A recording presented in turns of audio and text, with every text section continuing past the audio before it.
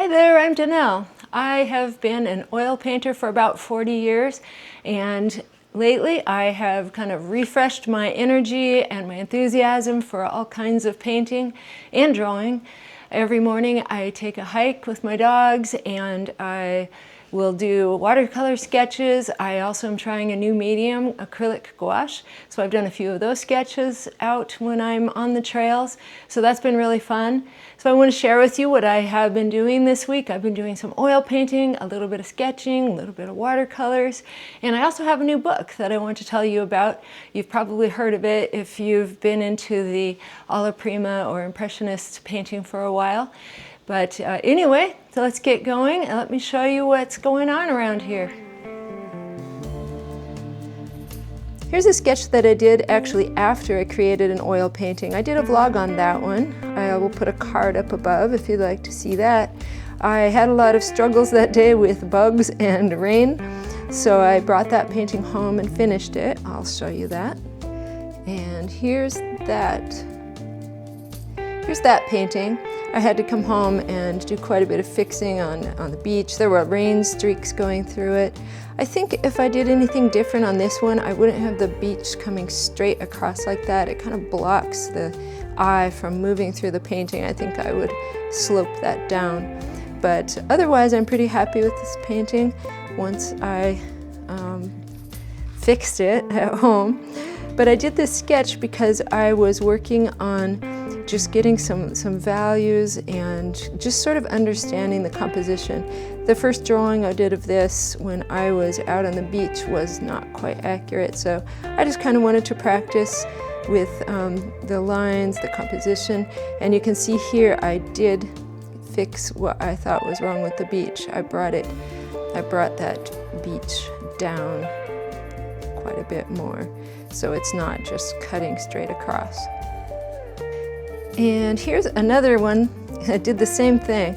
I did a little acrylic gouache sketch out on a hike. That's this one here. And it had this bridge and the creek.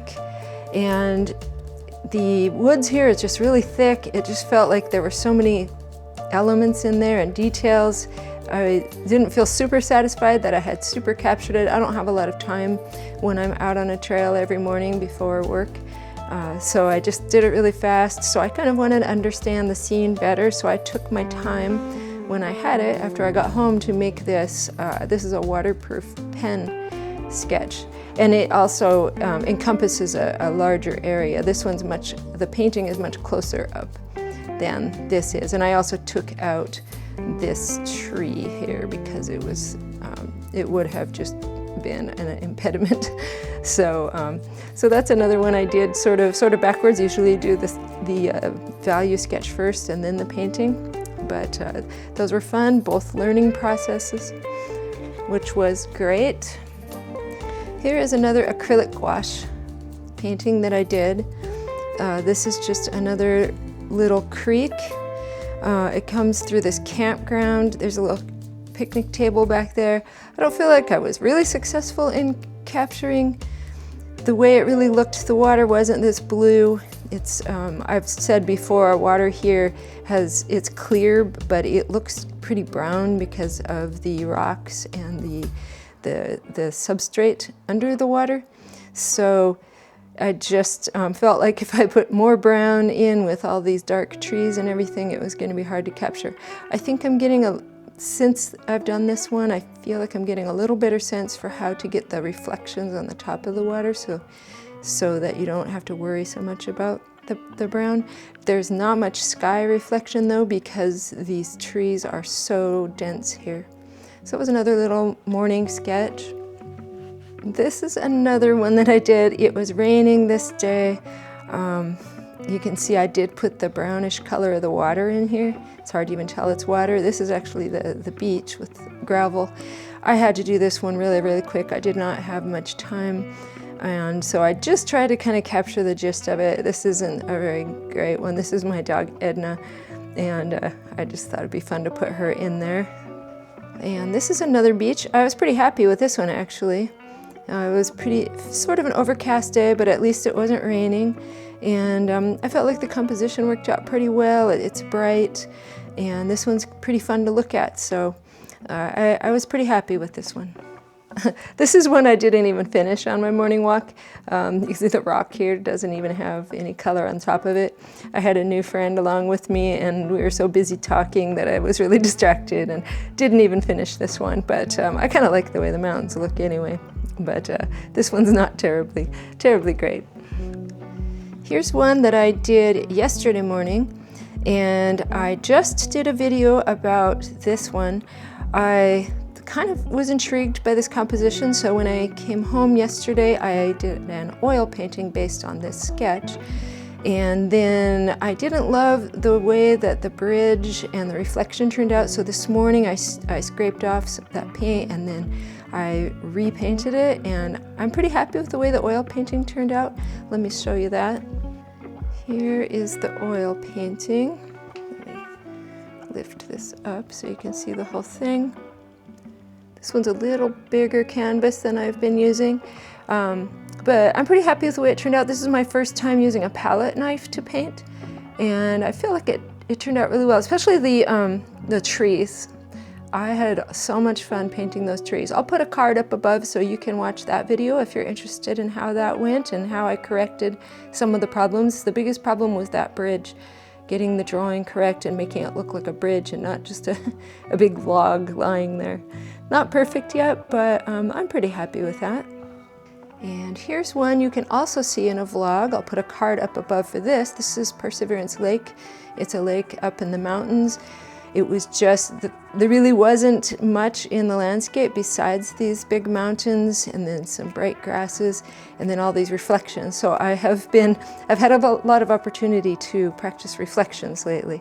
So anyway, if you watch that, I'd love to hear your comments on it. It was a beautiful hike and a beautiful location, and I did this on the morning of 4th of July.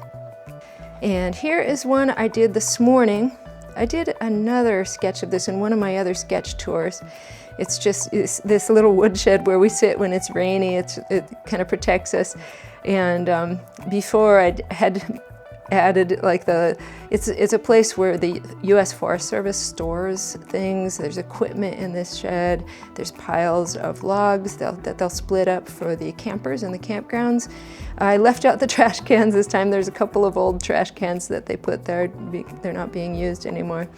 And so I decided to just focus on this little shed that was kind of partially hidden by a giant pile of logs that they're waiting to be split. But so I thought I would just do the shed and try to get a feel for it. It had been blasted out and then the rock removed to build the logging road that leads to this. So it's got these really high walls where all these trees have just completely covered the walls. They're growing in the rocks on the walls, so it's just incredibly dense. So I was trying to get a sense for the different greens and the very subtle light. It was very misty, lightly rainy this morning. And this is watercolor with a waterproof pen under sketch, and it actually turned out better than I thought it would, so I'm not terribly unhappy with that one. It's very bright and cheerful, brighter than really the morning was. And this, I have a video about painting this wolf. It kind of vexed me. I'm still learning how to paint alla prima and paint very simply and free, and I was struggling with this wolf. It's a black animal. Maybe it would be easier to start with a lighter colored animal, but I have been working on doing little value sketches to just help me understand better how to plan and where the values should be. In a black animal, it can be tough to get your darks dark enough and get enough contrast in there to make the animal look correct. So this was just a practice. It was a learning experience for me, and I had fun doing it, and been just trying to teach myself new things after many years of being an artist, and it has been really fun. And as promised, here is a little review of this book that I just bought. This is a very old book. I heard other people on YouTube talking about it and singing its praises. It's very expensive. It's pretty hard to find. This is actually the older version. I put a link down below for the newer version, Alla Prima 2.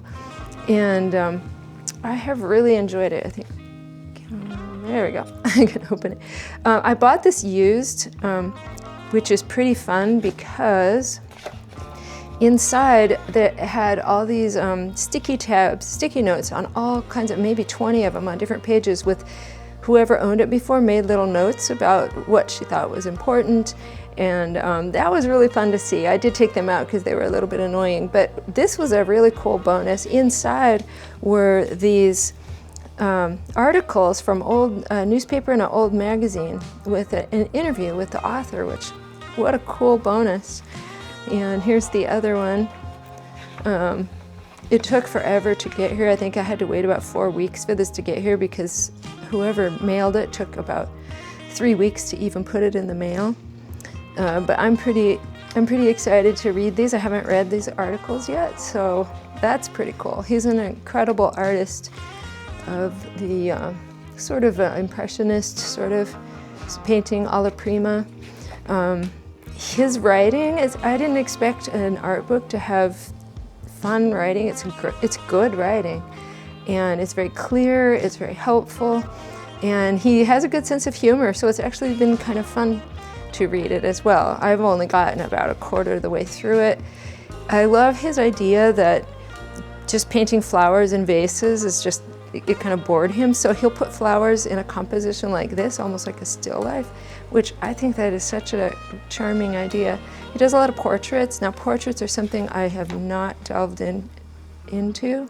I've done a lot of animal portraits, but not so much people, so maybe that'll be my next challenge is portraits, people portraits. I was impressed by this. I've been doing a lot of water lately, and boy, it can be tough, so I would love to get as good or somewhere even close to the water. His rocks are amazing. He just uses such simple forms, brush strokes, colors to achieve so much. So this is a very inspirational book, and I think the cheapest you can get this older version for, even the newer version, I think I saw like $130 on Amazon. But I think it's worth it. There's so much to learn in here, and like just these simple portraits like that, man, very inspirational. His human portraiture is amazing. Actually, his landscapes are amazing. He's just very, very accomplished. So if you're looking for a book to get better at art, he's just got so much information. It's just really, I could see myself reading this a few times. Well, that's the art for the week. Thanks for coming along. Hope it's inspiring. I'd love to hear any advice you have about some of these new mediums like the acrylic gouache or the watercolors. I'd love to hear your comments. It'd be cool for you to join the community and subscribe. Hit the like button. It really helps to build the channel. I am excited to connect with other artists and just art enthusiasts. Stay creative, have fun, and take care.